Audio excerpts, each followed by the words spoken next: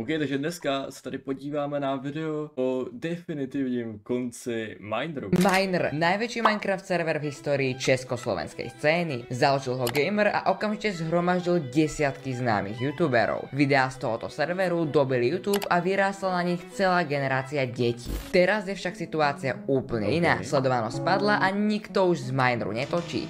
Ako za najambicioznejšieho projektu stal mŕtvý server, dnes zistíte pravdu o konci Mineru. Aby sme pochopili, ako sa Miner dostal na vrchol a zmenil kariéru mnohých youtuberov, musíme sa presunúť do júna 2020. Gamer, jeden z najväčších Minecraft youtuberov, založil server Miner, na ktorom spočiatku hrávalo len niekoľko tvorcov. Medzi prvými boli napríklad Javo, Kelo, Hejlovec či Marvex. Prvé videá z Mineru od gamera získavali všetky nad 500 000 views a tie najlepšie sa blížili dokonca k 1 miliónu. Pôvodne Jo, kámo, v té době to byl těžký grind, jako z Mineru. Miner, kámo, hodně youtuberů prostě udělal slavných. Jako z hodně, kámo. Nemal byť server určený len pre gamerových kamarátov, avšak potom ako videá z neho schytali obrovský úspech, hlavne vďaka karanténe, ktorá bola vtedy v plnom prúde, veľa youtuberov chcelo ísť na Miner tiež. No a jedným z nich bol aj Trospy, ktorý tiež chcel ísť na server. Najprv natočil video Miner v kostce, čo bola tak nejak paródia na youtuberov, ktorí na serveri hrávali. No a potom chcel ísť na samotný Miner, ale gamer ho pochopiteľne neprijal. Vďaka tejto mini dráme sa brutálne veľa o serveri hovorilo a prospelo to jeho popularite. Bolo to skrátka... A mně se líbí, že Trospy, kámo, chtěl jít na Mineru, ale udělal prostě takový videa, kámo. Já nevím, jaký by měl důvod, proč by ho gamer měl vzít, když udělal tohle. Generátor na zhlédnutie. Netrebalo vymýšľať nové, originálne nápady na videá, stačilo natočiť krátke let's play z Mineru a zhlédnutia vždy prišli. Vďaka prvej sezóne Mineru sa preslavilo veľa youtuberov, ktorí by tu bez toho možno neboli. Jedným z nich je napríklad Bige. Natáčal na YouTube už dlhšiu dobu predtým, avšak ten najväčší hype získal práve keď sa dostal na Miner. Dostal sa zo 40 000 až na 120 000 odoberateľov, hlavne... Jo, jako já si myslím, že Biggie už měl třeba 100 000 v té době, ne? Když jako joinul na Mineru. Nebo minimálně Mineru mi pomohl, no jo, asi jo. Mineru mu pomohl dát těch 100 000. Práve vďaka Mineru. Dnes už má cez 400 000 odberateľov a patrí No, skoro přes 400, ale skoro. Najväčšie tváre reakcií v Česku. Nie je však jediný. Javo sa vďaka prvej sérii Mineru dostal z 60 na 150 000 odberateľov a Kelových pribudlo okolo 50 000. Po absolútne brutálnom úspechu Miner 1 prišla v decembri 2021 druhá séria, Miner 2. Vyšla práve v najlepšom YouTube období, pred Vianocami. Hype bol opäť obrovský, keďže bola ešte vtedy karanténa. Aj keď nie už taký ako na začiatku, pretože Miner 2 bol tak nejak to isté ako prvá séria, a teda niektorých divákov a samozrejme aj youtuberov už začala séria nudiť. Niektorým tvorcom začínali klesať zhlédnutia a posunuli sa teda na iný typ obsahu. Gamer mal na prvých videách zo servera nad 500 000 zhlédnutí, ale potom to začalo klesať na 100 až 400 000. Myslím, že je to jeden z dôvodov, prečo na Minery 2 pomaly prestávali hrať ľudia. Sledovanosť u priemerného tvorcu klesla tak z 300 000 views na 100 000. Celkovo mi príde, že z tejto sezóny vzniklo najmenej videí. Napríklad Moon, ktorý patril medzi najaktívnejších hráčov prvej série Mineru,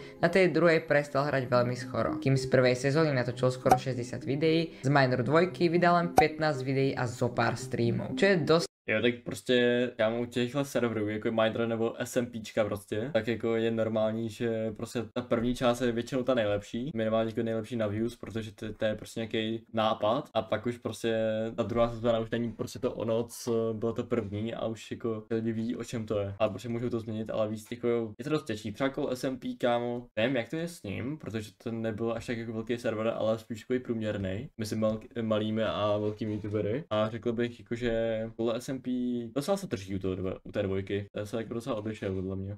60 videí, z Miner 2 vydal len 15 videí a zo pár streamov, čo je dosť málo a je tu vidieť, ako klesol záujem jeho a jeho fanúšikov o server. Jednou z najlepších udalostí tejto sezóny bol podľa mňa beef medzi Bigem a Nakashim, ktorý bol síce skoro určite vopred naplánovaný, ale rozhodne zvýšil ich sledovanosť. Približne po roku od štartu Miner 2 ticho skončil a všetci si mysleli, že je so serverom navždy koniec. Mesiace plynuli a o Mineru už pomaly nikto nehovoril. Keď ku koncu roku 2023 prišiel nečakaný zvrat. Nechcem rušiť, ale pokiaľ ťa video baví, veľmi podporí like a odber. Já jak tam dělal to promo, to je OK, tak moje pokazalo moje nadšení, že tam ten drop. Díky. Gamer oznámil tretiu sériu Miner Plus. Išlo tam o to, že na server pridali niekoľko desiatok módov, ktoré mali hru ozvláštniť. A podľa mňa to fungovalo. Módy prispeli k tomu, že youtuberi začali mať znova záujem natáčať do servera, čo Mineru veľmi pomohlo. Avšak práve tu zmizla zo serveru jedna veľmi známa tvár, ktorá bola ikonou už od začiatku. Nakashi. Naopak, ti začalo pribúdať veľa nových hráčov. Docela býv mezi Nakashim ten gamer, jako já vůbec nevím proč. Já jsem jako o tom něco slyšel, ale vůbec nechápu proč jako měl nějaký problém s Nakashim, nebo jako co mu vůbec provedlo. Kámo, Nakashi je za mě jako nejvíc chill guy mezi jako youtuberama. Jeden fakt nejvíc jako chill guy youtuberů. Kámo, a prostě nechápu proč na Miner Plus je přes Survival Games developer. Kámo, to je kámo nejvíc random věc. Čo bola ikonou už od začiatku. Nakashi. Naopak, ti začalo pribúdať veľa nových hráčov, čo bolo podľa mňa v niektorých prípadoch veľký problém. Pridal sa napríklad Syriakari, ktorý však serveru dosť pomohol. Je predsa len o jedného z najrelevantnejších Minecraft tvorcov. Jeho prvé video zo serveru presiahlo 300 000 zhliadnutí, ale potom sa držal už len na 200 000. Ale stále... Tak já bych kámo řekl, že má, kámo Ruslan tady má jenom jedno video, no spíš 2 videa, co mají kolem 200 000, ale spíš jako se drží potom kolem 400, nebo možná i jako 100 000 tam bude jako určitě. Bol na tom z Mineru asi najlepšie. Avšak ako pridanie nebol jediný. A príde mi, že teraz je na serveri veľa youtuberov, ktorých pomaly nikto nepozná a sú tam len kvôli nejakému kamarátstvu s gamerom alebo nejakým členom Mineru. A väčšinou z neho ani aktívne netočia. Presvedčte sa sami. Poznáte napríklad Servaca, Kavanisa alebo Botmana? Veľa z vás YouTubery se hodně boostujou, kámo, na tomhle. Doslal kámo tohle. A ten Servac, to je jako hodně v pohodě cápek, má to jako za mě odmakaný, ale Kavanis podle mě, jelikož se zná s velkýma youtuberama, tak už má prostě ten jako docela velký hype díky tomu. Vás pravdepodobne nie. Je pravda, že je to gamerov server, ale príde mi, že keď je to youtuberský server, tak by si mohli viac vyberať, koho zoberú. Medzi tvorcov, ktorých na server v tomto období pridali, patrí Megaskuci, za čo som ja konkrétne veľmi rád. Patrí medzi najaktívnejších hráčov a vydáva odtiaľ veľa super kvalitných videí, ktoré serveru pomáhajú na popularite. Aj keď do začiatku vyzeral server veľmi nádejne, tak ako aj v prípade Mineru 2, na ňom postupne prestávali hrať hráči. Na videá klesali zhliadnutie a youtuberi sa začali presúvať na iný typ obsahu. Po Miner Plus prišiel Miner Skyblock, 4. séria. Tu mal každý youtuber svoj vlastný ostrov, ktorý si postupne budoval.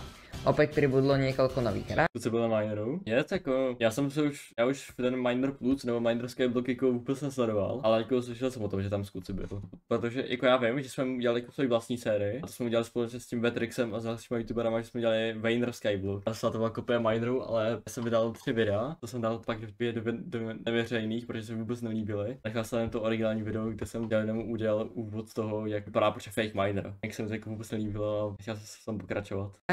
Svoj vlastný ostrov, ktorý si ale jako docela crazy, PvP youtuber na Mineru, kámo, to je jako hodně crazy. Postupne budoval.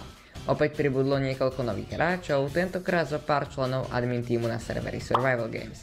Napríklad Čaječek alebo Rosinka, ktorí aj keď zo serveru nenatáčali aktívne, získali na tom slušné čísla. Kvôli tomu, že Miner je už proste meno. Na začiatku server opäť získal hype, ale postupne to kleslo.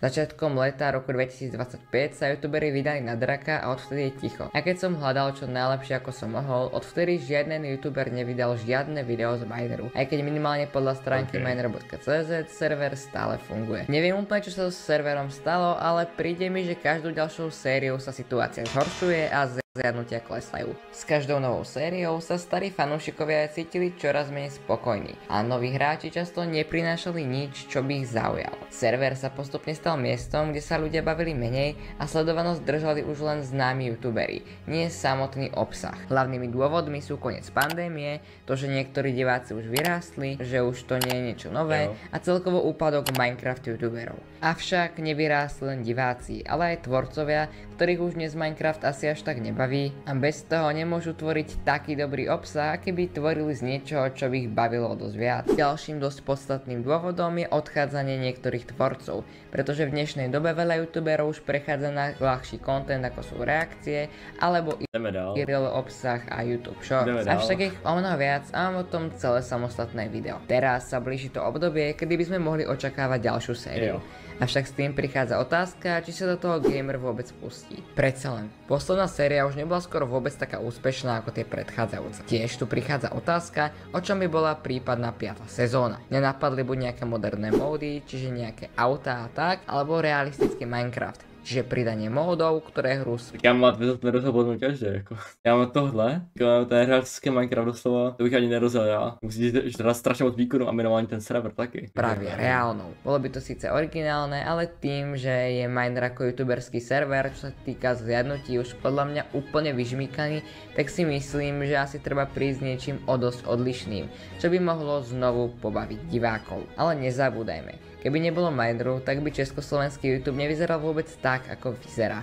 Zmenili desiatky Minecraft tvorcov a posunuli ich tam, kde by bez toho celkom To je realka, Miner udělal jako docela dost věcí a náhodou jako splnil svůj účel, ale prostě už jako to nepůjde těžit. To je doslova jako hezky vysvětlení od IDTV. Čajného zo začiatku malého projektu rozhodne neboli. Bez Mineru by tu nebolo Trospy SMP, ktoré spopularizovalo kopec súčasných relevantných youtuberov, ako Trospyho, Bouchala, Matyho a ďalších. Ja osobne prajem celému projektu veľa šťastia a dúfam, že sa znova dostane na vrchol a nebude to jeho definitívny koniec. Ja sám som Miner sledoval od mnohých youtuberov a nikdy na tie chvíle nezabudnem. Čo je však dosť smutné, Minecraft servery končia celkom často a pokiaľ ťa zaujíma príbeh niekoľkých z nich, klikni na video tu hore. Já mám docela jako hezký video o Mineru a za mě jako hodně hezky zpracovaný, ale máme actually tohle video, jako líbilo se mi, ale je docela smutný, že Miner jako nemá takový potenciál, jaký jako vlastně mohl mít a